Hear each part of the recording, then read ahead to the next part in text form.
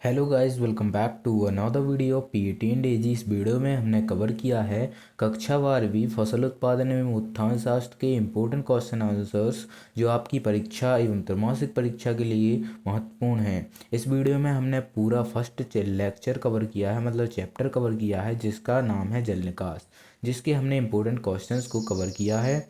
इसलिए वीडियो को अंत तक वॉच करें। फसल उत्पादन की परिभाषा हो जाएगी फसल की पैदावार बढ़ाने हेतु भूमि की सतह अथवा अधोसतह से अनावश्यक जल को कृत्रिम रूप से बाहर निकालना जल निकास कहलाता है। क्वेश्चन नंबर दूसरा हो जाएगा जल निकास के उद्देश्य महत्व लिखिए। फ्रेंड्स, सभी क्वेश्चन बहुत महत्वपूर्ण हैं, आपकी परीक्षा में जरूर आएंगे, इसलिए वीडियो को अंत तक जरूर वॉच करें। जल निकास के निम्नलिखित उद्देश्य हैं। जल निकास का सबसे महत्वपूर्ण एवं प्रमुख उद्देश्य उपज को बढ़ाना है। दूसरा, भूमि की भौतिक दशा में सुधार करना है। तीसरा, भूमि में हानिकारक लवणों को एकत्रित न होने देना। चौथा, भूमि में उचित तापक्रम बनाए रखना। पांचवा, भूमि को दलदल बनाने से रोकना। छठवां, भूमि में पर्याप्त वायु संचार बनाए रखना। सातवां, हानिकारक कीटाणुओं को नष्ट करना। फ्रेंड्स, आप मिनिमम 5 आंसर्स को आप याद करना, क्योंकि आप महत्व लिखोगे 5 नंबर में क्वेश्चन आएगा तो आपको कम से कम 5 पॉइंट तो लिखने ही पड़ेंगे। क्वेश्चन नंबर तीसरा हो जाएगा जल निकास का मृदा एवं फसलों पर प्रभाव अथवा जल निकास के लाभ। इसका आंसर देख लेते हैं। जल निकास का मृदा एवं फसलों पर प्रभाव अथवा जल निकास के लाभ। जल निकास द्वारा भूमि की भौतिक दशा में सुधार होता है, जिससे उत्पादन बढ़ता है। भूमि में वायु संचार बढ़ता है, जिससे जड़ों की वृद्धि अधिक होती है। जड़ें गहराई से पोषक तत्व ग्रहण करती हैं। मृदा में जल को अर्थात केशीय जल को प्रायः जल की मात्रा बढ़ जाती है, जिससे जड़ों द्वारा अवशोषण बढ़ जाता है। पांचवा हो जाएगा पॉइंट, जल निकास होने से भूमि के हानिकारक लवण घुलकर जल में बह जाते हैं। छठवां, भूमि अम्लीय व क्षारीय होने से बची रहती है। सातवां, जल निकास होने से खेतों में सभी कृषि क्रियाएं समय से हो जाती हैं तथा जिसका प्रभाव अधिक उपज पर पड़ता है। क्वेश्चन नंबर चौथा हो जाएगा। Friends, most of the important questions इस वीडियो में कवर किए गए हैं, इसलिए वीडियो को अंत तक जरूर वॉच करें। बाकी अगर आपको इम्पोर्टेंट क्वेश्चंस की अन्य लेक्चर देखने होंगे तो वो आपको डिस्क्रिप्शन बॉक्स में मिल जाएंगे और चैनल पर भी आपको प्लेलिस्ट मिल जाएगी। हमने पूरा कोर्स कवर कर दिया है और हम इस चैनल पर आपको ऐसी ही इन्फॉर्मेटिव वीडियोस प्रोवाइड करते हैं, इसलिए चैनल को सब्सक्राइब जरूर कर लें। क्वेश्चन नंबर चौथा हो जाएगा अतिरिक्त जल नमी से होने वाली हानियाँ। भूमि में अतिरिक्त जल से निम्न हानियाँ हैं।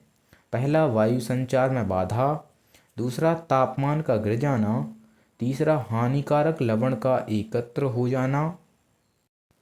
चौथा, कृषि क्रियाओं का पिछड़ना। पांचवा, भूमि का उपजाऊपन कम होना। छठवां, जड़ों का उथला होना। सातवां, फसलों में हानिकारक कीटाणु एवं बीमारियों की अधिकता। आठवां, जल अवशोषण की दर में कमी होना। फ्रेंड्स, हमने कुछ ज़्यादा पॉइंट्स कवर कर दिए हैं। आप 5 से 6 पॉइंट याद कर लीजिएगा जो आपकी परीक्षा में आपको लिखने आवश्यक होंगी, क्योंकि अगर 5 नंबर का क्वेश्चन आएगा तो 5 से 6 पॉइंट तो आपको लिखने ही पड़ेंगे। क्वेश्चन नंबर 5वां हो जाएगा जल निकास और सिंचाई में अंतर। Most of the important question है, आने की पूरी संभावना है, इसलिए इसको भी देख लें। जल निकास और सिंचाई। जल निकास में जल निकास से भूमि का स्तर गिरता है, वहीं सिंचाई से भूमि का जल स्तर उठता है।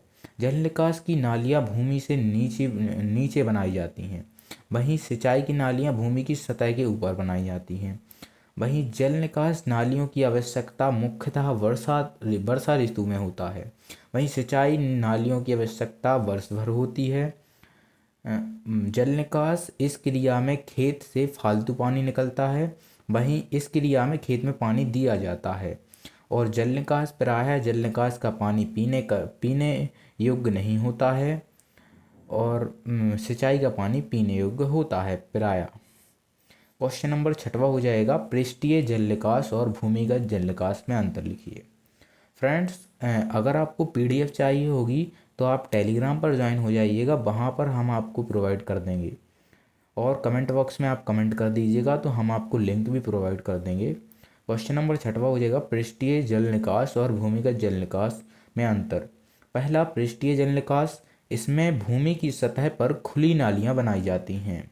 वहीं भूमिगत जल निकास में इसमें भूमि की सतह से नीचे नालियाँ बनाई जाती हैं। पॉइंट नंबर दूसरा हो जाएगा, पृष्ठीय जल निकास, यह प्रणाली अपेक्षाकृत सस्ती होती है और भूमिगत जल निकास की महंगी होती है। तीसरा, इसमें तकनीकी रूप से कुशल श्रमिक की अपेक्षाकृत कम आवश्यकता होती है। वहीं इसमें तकनीकी रूप से कुशल श्रमिक की अपेक्षाकृत अधिक आवश्यकता होती है। फ्रेंड्स, वैसे अपोजिट आंसर्स होते हैं, अगर आप एक कर लेते हो तो दूसरा ऑटोमेटिक या आप लिख दोगे। चौथा हो जाएगा, इसमें कृषि क्षेत्रफल का अधिक माप शामिल हो जाने के कारण शुद्ध कृषि योग्य क्षेत्रफल घट जाता है। वहीं इसमें शुद्ध कृषि योग्य क्षेत्रफल में कोई कमी नहीं होती है। पांचवा आ जाएगा, इसमें नालियों की मरम्मत एवं खुदाई प्रतिवर्ष करनी पड़ती है अतः अधिक व्यय होता है। वहीं इसमें बार बार नहीं करनी पड़ती है जिससे कम व्यय होता है। इसमें भूक्षरण की संभावना अधिक होती है, वहीं इसमें भूक्षरण की संभावना कम होती है। फ्रेंड्स, यह कुछ आपके फर्स्ट यूनिट के इम्पोर्टेंट क्वेश्चंस थे जो आपकी त्रैमासिक परीक्षा में पूछे जाएंगे। बाकी इसके आगे हम यूनिट सेकंड पादप या पोषण पादप पोषण जिसका नाम है उसके आंसर्स को हम चेकआउट करेंगे। Most of the important question है जिसकी लिंक आपको डिस्क्रिप्शन बॉक्स में मिल जाएगी, बाकी चेकआउट जरूर कर लीजिएगा। यूनिट सेकंड पादप पोषण, यहाँ पर आप स्क्रीनशॉट ले लीजिएगा। तो चलिए इसी वीडियो में चेकआउट कर लेते हैं। यूनिट सेकंड पादप पोषण, कुल पोषक तत्व 21 होते हैं, कुल आवश्यक पोषक तत्व 17 होते हैं। वहीं गुरु पोषक तत्व CHO कहलाते हैं, जिसे कार्बन हाइड्रोजन ऑक्सीजन कहते हैं। प्राथमिक पोषक तत्व होते हैं NPK, जिसे नाइट्रोजन फॉस्फोरस एंड पोटेशियम। तीसरा हो जाएगा द्वितीय पोषक तत्व, तो द्वितीय पोषक तत्व हो जाएंगे CASMG, मतलब कैल्शियम सल्फर मैग्नीशियम।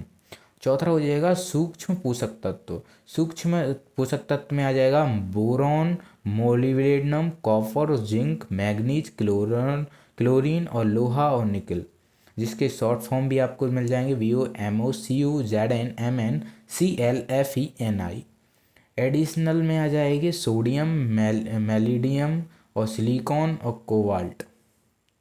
यह कुछ इम्पोर्टेंट्स खनिज हैं जो पादप पोषण के लिए आवश्यक होते हैं, पोषक तत्व हैं जो पादप पोषण में आवश्यक होते हैं। यहाँ पे एक परिभाषा दी गई है पादप पोषण की, तो इसको हम पढ़ते हैं। वह विधि जिसके द्वारा पौधे अपनी वृद्धि एवं परिवर्धन हेतु खनिज तत्वों का अवशोषण तथा उपयोग करते हैं, खनिज पोषण अथवा पादप पोषण कहलाता है। आवश्यक तत्व क्या होते हैं? ऐसे तत्व जो कृषि पौधे की सामान्य वृद्धि एवं विकास के लिए आवश्यक होते हैं, आवश्यक तत्व कहलाते हैं। इन तत्वों में से किसी एक की कमी होने पर उनमें विकार उत्पन्न हो जाता है व उनकी वृद्धि रुक जाती है। इन्हें दो भागों में बांटा गया है, एक गुरु पोषक तत्व, एक मुख्य पोषक तत्व। गुरु पोषक तत्व में CHO, NPK और CAMGS, Fe आते हैं, और सूक्ष्म पोषक तत्व में MN, ZN, B, CU, MO, Cl मतलब क्लोरीन आते हैं। Manganese, zinc, boron, copper, molybdenum, chlorine. यह कुछ इंपॉर्टेंट क्वेश्चंस हैं जो आप ज़रूर चेकआउट कर लीजिएगा। बाकी फ्रेंड्स, अगर आप यहाँ तक वीडियो में बने रहे हो तो आपका पेपर और इंटरेस्ट देखकर हमें लग रहा है कि आपका पेपर अच्छा जाएगा। बाकी कुछ और इम्पोर्टेंट क्वेश्चंस भी अपन चेकआउट करेंगे जो आपकी परीक्षा के लिए महत्वपूर्ण है। देख लेते हैं उन्हें। इसी चैप्टर के हैं जो आपकी त्रैमासिक परीक्षा में आने की पूरी संभावना है। इसमें हमने फर्स्ट एवं सेकंड चैप्टर के पूरे इंपॉर्टेंट क्वेश्चंस कवर कर दिए गए हैं, इससे बाहर नहीं जाएंगे। बाकी आपको एक पार्ट और इस वीडियो को मिल जाएगा जिसका लिंक आपको डिस्क्रिप्शन बॉक्स में मिल जाएगा, उसमें हमने अनदर चैप्टर्स कवर किए हैं, वो भी आप चेकआउट कर लीजिएगा। आवश्यक तत्व क्या होते हैं? ऐसे तत्व जो किसी पौधे की सामान्य वृद्धि के लिए आवश्यक नहीं होते हैं। फ्रेंड्स, अनावश्यक तत्व की ये परिभाषा है, ऐसे तत्व जो किसी पौधे सामान्य वृद्धि के लिए आवश्यक नहीं होते हैं। ये पौधे की संरचना व उपापचय क्रियाओं में सहायक नहीं होती है। खनिज तत्व वे आवश्यक तत्व जिनको पौधे मृदा से प्राप्त करते हैं, खनिज तत्व कहलाते हैं। अखनिज तत्व वे आवश्यक तत्व जिनको पौधे जल या वायु से प्राप्त करते हैं, अखनिज तत्व कहलाते हैं। उदाहरण carbon, hydrogen, oxygen. Question number दूसरा हो जाएगा ट्रेस अथवा ट्रेजर में अंतर। तो ट्रेस तत्व क्या होते हैं और ट्रेजर तत्व क्या होते हैं, most of the important question है, आने की पूरी संभावना है। पहला, पौधे को उन तत्वों की कमी में आवश्यकता होती है, पौधे इन्हें मृदा से अवशोषित करते हैं। पौधे को इन तत्वों की कम मात्रा में आवश्यकता होती है, वह मृदा से अवशोषित करते हैं, तो ये होते हैं ट्रेस तत्व। वहीं ट्रेजर तत्व ये रेडियोधर्मी तत्व हैं जो किसी उपापचय क्रिया का पथ ज्ञात करने के लिए पौधे को बाहर से दिए जाते हैं, मतलब एक्सटर्नल रूप से इसको प्रोवाइड करते हैं। दूसरा, इनकी उपस्थिति को पौधे में देखा नहीं जा सकता है, जैसे उदाहरण molybdenum, boron, zinc, chlorine and molybdenum. तो ये कुछ हैं इम्पोर्टेंट क्वेश्चंस, मतलब उदाहरणस जो ट्रेस तत्व होते हैं। वहीं ट्रेजर तत्व वे होते हैं रेडियोधर्मी होने के कारण इन्हें उपस्थिति चिन्हित की जा सकती है, जैसे C14, N13, K42, S35, Na24 आदि। यह कुछ उदाहरण हैं। फ्रेंड्स, यह कुछ इंपॉर्टेंट क्वेश्चंस थे जो आपकी त्रैमासिक परीक्षा के लिए महत्वपूर्ण हैं। बाकी मिलते हैं किसी और इन्फॉर्मेटिव वीडियो के साथ, तब तक के लिए थैंक्स फॉर वॉचिंग।